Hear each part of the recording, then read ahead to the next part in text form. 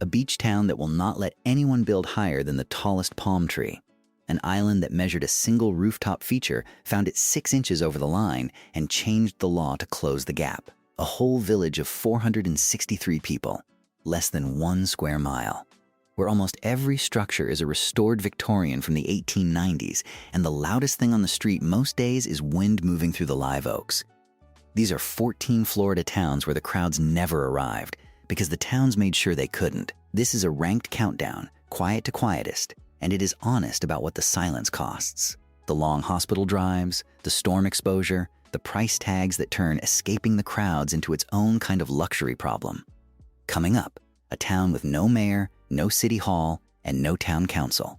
It dissolved its government in 1911 and never replaced it. And later, an island with not a single traffic light, no chain store anywhere on it, a zoning law written in 1976 that has never been softened, which took a direct hurricane hit in 2022 and spent more than 2 years rebuilding before its causeway reopened. Here at Sunshine State Life, we cover the Florida that doesn't make it onto listing flyers.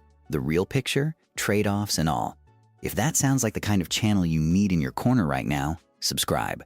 We put out a new one every week. Let's get into it. Number 14, High Springs. There is a version of the Springs country most people miss entirely because they are driving through it on the way to somewhere else. High Springs sits in Alachua County, about 20 miles northwest of Gainesville, with a population near 6,000. Not tiny, but genuinely small, with a walkable old brick main street of antique shops and cafes that feels like the kind of Saturday morning errand running most of America has mostly given up on. What makes it worth counting is what sits just minutes from that main street. Ginny Springs, Blue Spring, Gilchrist Blue State Park. First magnitude springs with a constant water temperature of 72 degrees, 12 months a year, indifferent to season, indifferent to what summer feels like elsewhere in Florida. Picture this. Your Tuesday morning is a swim in water clear enough to read the bottom through, then a slow lunch on brick pavement in the shade while the weekday crowd thins itself out. That is the rhythm High Springs offers, and it is a real one. Homes here run around $330,000. I keep coming back to that number because it is the priciest entry on this entire list of genuinely small towns, and that alone tells you something about how discovered this place already is. Gainesville commuters have been pushing prices north, and the Springs draw weekend crowds and summer traffic that turn the Tuesday version of this town into a very different Saturday version. The payoff is that a real city and its hospitals sit about half an hour away, which softens the remoteness considerably, but also signals the exposure. High Springs is the compromise version of quiet Florida. The city is still in the rearview mirror, and you can see it from here. Number 13, Chiefland. Drop south and west from Gainesville into Levy County, into the pine flatwoods and river bottom along the lower Suwannee, and you find a rural crossroads of about 2,300 people that is almost nothing, and charges almost nothing for it. Chiefland is the cheapest town on this list. A typical home comes in under $180,000, which in current Florida is a number you want to read twice to make sure you haven't dropped a digit. The anchor here is Manatee Springs State Park, 6 miles west of town, a first magnitude spring pushing roughly 100 million gallons of clear water a day into the Suwannee River. And from November through April, manatees gather in that warm, spring-fed current. You own a home and a patch of woods, and you watch a river full of manatees for almost nothing. That is not a figure of speech. It is the actual deal available here. What I'd want anyone watching this to understand before they pack the truck is that the cheapness is a reflection of the distance. There is no full hospital in Chiefland. The nearest major care is in Gainesville, roughly 40 miles to the northeast. And specialty appointments, anything beyond routine, mean planning a morning around a real drive. A medical event in this town is not a 15-minute inconvenience. It is a sustained commitment. You are trading convenience wholesale for price and silence. Some people will make that trade without hesitation. Others will look at that 40-mile number and feel it. Know which one you are before the paperwork is signed. Number 12, Dunnellon. Marion County, an hour north of Ocala's hospital cluster, and a former phosphate boomtown that never found a second act, which is how it stayed quiet. The population hovers at a couple thousand. The old downtown was platted in 1887 when phosphate was struck, and the National Register Historic District it became when the money left is the best preserved accident of economic stagnation you'll find on this list. But the reason you come here is not the history. It is the Rainbow River. A first magnitude spring feeds it, discharging close to 500 million gallons a day at a constant 72 degrees, and the water is clear enough that a kayak or a tube appears to float on nothing. The hull just hangs in the air above a visible white sand bottom. That is Dunnellon's defining image, and it is real. Homes run around $270,000. The honest version of this place, though, is that the river is also the thing that crowds it. Tubers and day trippers swarm the Rainbow River all summer, and riverfront lots carry flood zone rules and insurance that climbs every year. Hospitals are in Ocala, about 25 miles east. The quiet here is genuine, but it is also seasonal. Certain months it is yours, and certain months you are sharing it with everyone from the Orlando Metro who has a Saturday free and an inner tube. Buy in knowing which season you're actually buying into. The Rainbow River is genuinely one of the most beautiful spring runs in the state. That is true for about 8 months of the year. Number 11, Keystone Heights.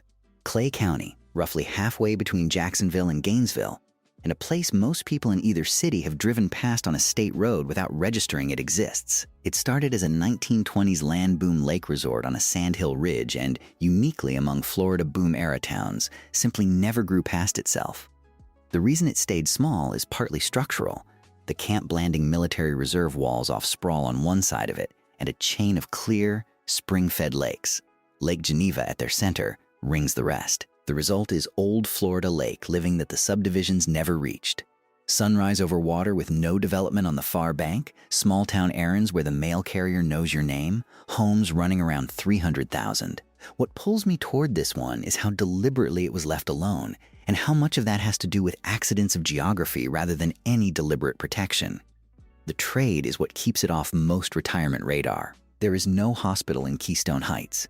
The nearest emergency care is a meaningful drive toward Middleburg or Stark, and serious trauma means Gainesville, about 25 miles off at whatever hour the emergency happens to occur.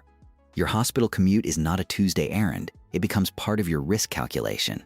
There is also a local concern worth understanding before you sign for a Waterview lot. The lakes in this area have a documented history of dropping when the regional aquifer runs low. The lake view is real. Just make sure it will still be there in 5 years when you need it. Number 10, Havana. 14 miles north of Tallahassee in Gadsden County, population around 1,700, and the most unusual economic comeback story on this list. For a century, Havana was the shade tobacco capital of the world, growing cigar wrapper leaf under cheesecloth shade cloth on farms across the county. The tobacco market collapsed in the late 1970s, and Havana very nearly went dark with it. Empty storefronts, a shuttered downtown, the kind of quiet that is not peaceful so much as defeated. Then in 1983, a single antique dealer moved into one of those empty storefronts, and others followed. And what rebuilt itself over the next few decades is a compact, walkable historic district of 30-odd antique and specialty shops in old brick buildings and the restored Planters Exchange warehouse. No chain stores, no strip mall, no sprawl attached to any of it. I find that origin story genuinely interesting, because what Havana preserved accidentally by nearly dying is what most Florida towns paid consultants to recreate and never quite pulled off. The honest downside is direct. This is inland farm country, and there is no water retirement available here. No river run, no Gulf breeze, no coast within easy range. Gadsden is one of Florida's lower income counties, and the shop-driven downtown brings a weekend trickle of browsers rather than a full-service town economy. But for a quiet porch with Tallahassee's hospitals 15 minutes in one direction and almost nothing in the other, Havana is the only town on this list that is genuinely small and genuinely remote, yet close enough to real medical care to not be a gamble. The smallest town on this list that traded the hospital drive for a history lesson. Number 9, McIntosh. And here's where this countdown gets down to true size. 463 people, less than a square mile.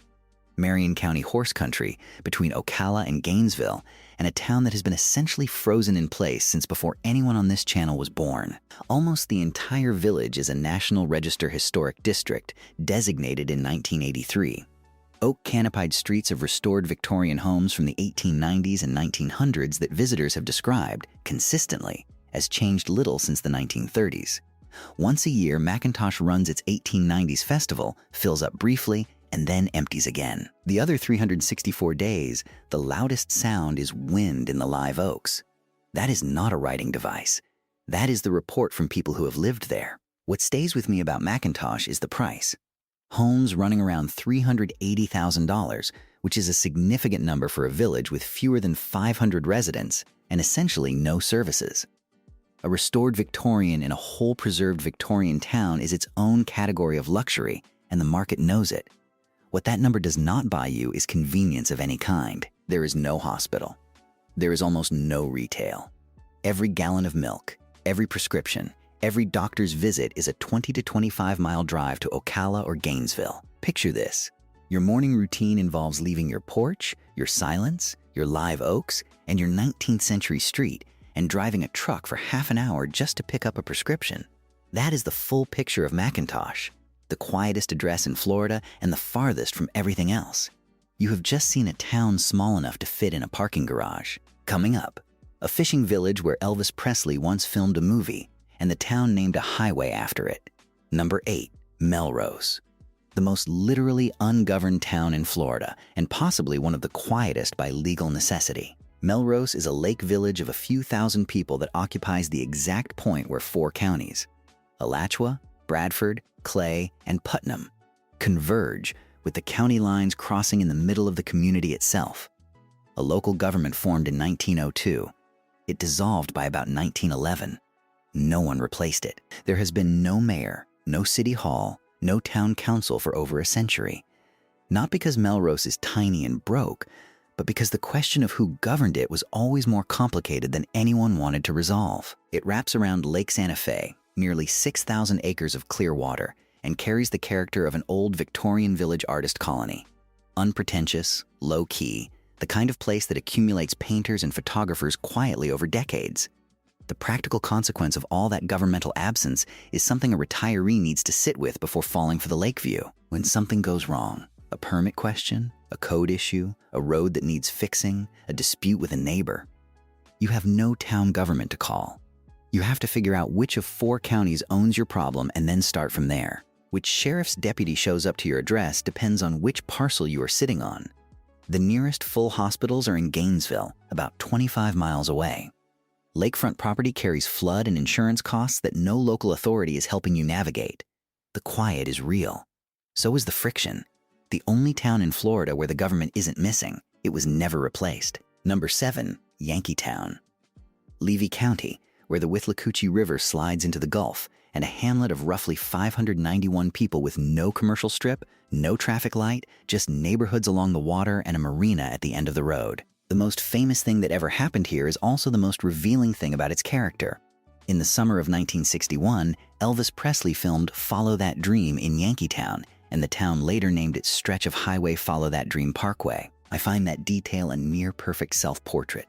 A town so unhurried and charming that a film crew chose it as a backdrop, and the town's response was to name a road after the memory. Your life here is a boat, a fishing rod, a paddle through the birds, neighbors who wave. That is essentially the complete list of amenities. The honest reckoning. This is as thin on services as coastal Florida gets. There is no hospital. The nearest real care runs 25 to 40 miles toward Crystal River or Ocala, depending on the route. The town sits low on the Gulf Coast in a part of the Big Bend that has taken repeated hurricane hits in recent years. Low-lying, fully exposed to surge and flood, with a tiny tax base that cannot absorb the kind of infrastructure investment a serious storm requires. The total quiet here is genuine, and it is also the consequence of everything the town lacks. Elvis came here for the quiet. The quiet is still the only thing here. Number 6, Cortez, Manatee County, on Sarasota Bay. And the most important thing to say about Cortez first is what it is not. It is not a fishing-themed waterfront designed to feel authentic. It is the actual thing. The Cortez Historic District has been on the National Register since 1995, with roughly 95 original buildings still standing. Fish houses, docks, a 1912 schoolhouse that is now the County Maritime Museum. This village was settled in the 1880s by fishing families from the North Carolina Outer Banks who worked the bay and built a community around the catch. And their descendants and their traditions are still there, still working, still running boats before most of the county is awake. Squeezed between the crowded barrier islands on one side and the mainland's sprawl on the other, Cortez stays stubbornly itself through what amounts to sheer historical gravity. What I'd want you to think hard about before romanticizing it is the practical reality. Cortez offers a retiree almost no amenities inside the village itself. This is a working waterfront. The early morning boat traffic and the honest smell of a fish house are features, not bugs. But they are the same features that operate whether or not your schedule accommodates them. The village sits low on the bay, fully exposed to surge and flood, unincorporated, answering to Manatee County rather than any local authority of its own. Development pressure has been trying to change it for decades. You come to Cortez for authenticity, not convenience, and the authenticity is the work of people who chose it deliberately every single day. The last real fishing village on this coast, holding on by its docks. 6 towns in. Coming up, an island with not a single traffic light, no chain stores anywhere, and a height limit enforced to the inch. And the town that took a direct hurricane hit and spent more than 2 years putting itself back together. Number 5, Flagler Beach. Atlantic Coast, Flagler County, 30 minutes north of Daytona. The anti-Daytona, in almost every measurable way. The town's charter caps every building at 35 feet, no more than 3 stories. And when a hotel's rooftop feature crept over that line in 2023, the town tightened the ordinance again in 2024 to close the gap. The result is something you cannot find anywhere on this coast south of here. An unbroken skyline of old Florida cottages, a wooden municipal pier stretching over the Atlantic, and beaches of cinnamon and coquina sand with a median age near 59. No tower visible in any direction. Picture this. You walk to the pier in the morning without passing a parking garage. You are not looking for an elevator to reach the beach. That is what the height limit actually buys you in lived experience. The walkable, no-tower beach retirement that the rest of the coast paved over starting in the 1970s and never stopped. The honest trade is a hard one. That low, open beachfront and the A1A running along it are badly exposed. Matthew in 2016, then Irma, Ian, and Nicole all chewed at the dunes and the pier, and Flagler Beach operates on a recurring cycle of beach renourishment and road armoring that costs money the small tax base has to keep finding. Your homeowner's insurance climbs with every season. The charm here sits directly on the front line of every storm track coming up the Atlantic coast. The last low-rise beach town on this coast, and the storms know exactly where to find it. Number 4, St. George Island. Franklin County, Forgotten Coast, reached by a single 4-mile bridge from the fishing village of East Point. And there is not a traffic light on the island. The entire east end is Dr. Julian G. Bruce St. George Island State Park. Roughly 2,000 acres and 9 miles of undeveloped beach that can never be built because it is permanently protected no matter what the real estate market does. Low-rise zoning keeps the remainder of the island to houses, not resorts. There is no chain restaurant, no big box store, no high-rise anywhere on St. George. Retirees here run golf carts to the beach and watch the light change on the old Cape St. George lighthouse.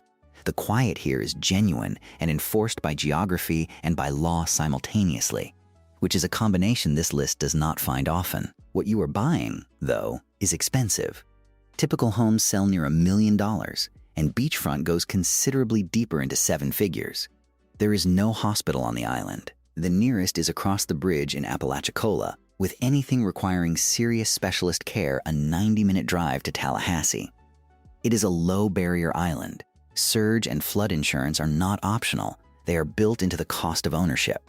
Summer brings a rental crowd. The question worth sitting with is whether the math pencils out for a year-round retirement versus a seasonal one, and whether a single bridge is an exit plan you can live with.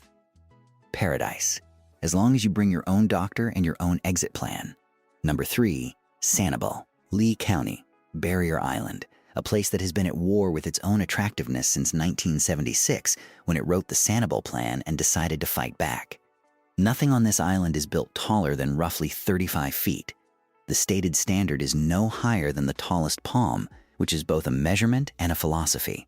There is not a single traffic light. A strict sign ordinance has kept the chains and the big boxes out entirely, with no exceptions made for the big names everyone else let in. 2/3 of the island is the JN, Ding Darling National Wildlife Refuge, meaning more of Sanibel is protected habitat than developed land, with the town essentially wrapped around a preserve rather than the other way around. The beaches are world famous for shelling, and the quiet here is quiet by design at its most deliberate. Every structure, every storefront, every sign on Sanibel is there because someone voted for it and someone voted to keep it that way. The honest reckoning, and it is a significant one. Hurricane Ian scored a direct hit in September 2022, severed the causeway, and sent the island into a rebuild that ran more than 2 years. The causeway reopened, hardened, only in mid-2025, and traffic and business are still recovering toward pre-storm levels. Surge and flood risk here are severe. Insurance is steep and can be genuinely hard to obtain. The single bridge is your only route off the island in an evacuation. That calculus is built into a home price that still runs near $1 million. The most intentional quiet in Florida, interrupted in 2022 by the most direct possible argument against it. Number 2, Boca Grande, Gasparilla Island, Lee County, and the quiet town that money built and then maintained by guarding the entrance. There is not a single stoplight on the island. No high-rises, no chain stores, no franchises of any kind. Golf carts and bikes do most of the moving, and the place looks the way wealthy winter retreats looked a century ago because, largely, the Gasparilla Inn was built in 1913, the lighthouse dates to 1890, and this has been an exclusive winter destination for more than 100 years without interruption. The tarpon fishing here is among the best on earth, which draws a particular kind of quiet, serious visitor who is not interested in the resort version of Florida. The only way on or off is one toll causeway, and that single choke point does something the zoning code on its own could never accomplish. It filters the crowd before the crowd reaches the island. I'll be honest, I find the toll causeway dynamic interesting because it does the work of exclusion so cleanly. The honest accounting is not complicated. A typical home here reportedly runs near $3 million. This is one of the most expensive enclaves on the Gulf Coast, full stop. The island is intensely seasonal, near empty in summer, packed in winter, with thin year-round services and all the surge and flood exposure of any barrier island, paired with a single causeway that is your only exit in a storm. The quiet here is real. It is also purchased at a price that filters the question of who gets to have it. The quietest town money can buy, and the only route out is a single toll road. Number 1, Anna Maria, Manatee County, north tip of Anna Maria Island, population barely 1,000. And the town that earns this spot not because it is the most remote or the cheapest or the most obscured by geography, but because it is the one that turned "stay small" into a legal document and renewed it every time anyone tried to challenge it. The zoning code here caps every building at 37 feet, measured from the crown of the road to the highest point of the roof. Not an approximation, a specific number with a specific starting point. Anything over 27 feet must step back farther from its neighbors. The effect is absolute. No mid-rises, no towers, not ever. What you see standing in Anna Maria is the old wooden city pier, a low, walkable grid of cottages, and a horizon line that has not changed in decades because the people who live there voted it into law and kept voting that way every time the pressure came to change it. That is the thing that separates Anna Maria from every other town on this list. Most of the places we have counted down today are quiet by accident, by geography, by poverty, by the luck of being passed over when the development money was moving. Anna Maria is quiet on purpose. That distinction is worth the number 1 spot by itself. What the purpose costs, though, is the honest close to this entire video. A typical home in Anna Maria runs well over $1 million. Scarcity maintained by law is still scarcity, and the market prices it accordingly. The very smallness and charm that make the town what it is also draw a seasonal tourist and vacation rental crush that chokes a tiny single-access island for months at a stretch. The ground is fully exposed to surge, and flood insurance costs are rising with every storm season. There are almost no year-round services of its own. The island is quiet, and the island makes you leave it to get almost anything done.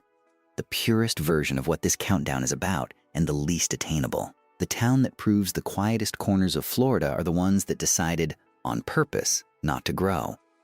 And that, finally, is the honest answer to what escaping the crowds really costs. Every town on this list is quiet for a reason, and the reason is always a trade. Distance from care, exposure to storms, a price tag that turns silence into its own kind of exclusivity, or a drive to Gainesville every time something goes wrong. There is no quiet Florida that is also cheap, close to everything, and safe from every storm. The question is which trade you can actually live with. Which one is your number 1, and what's the trade you'd actually make? Drop it in the comments. We read them. If this list gave you something to think about, hit the like button. It genuinely helps other people planning where to retire find this video. And if you want more of this, the honest version, not the brochure version, subscribe to Sunshine State Life. We put a new one out every week. The next question is the logical one. If these are the towns retirees escape to, which Florida towns are they escaping from? And why are people still moving there anyway? That one's coming up next.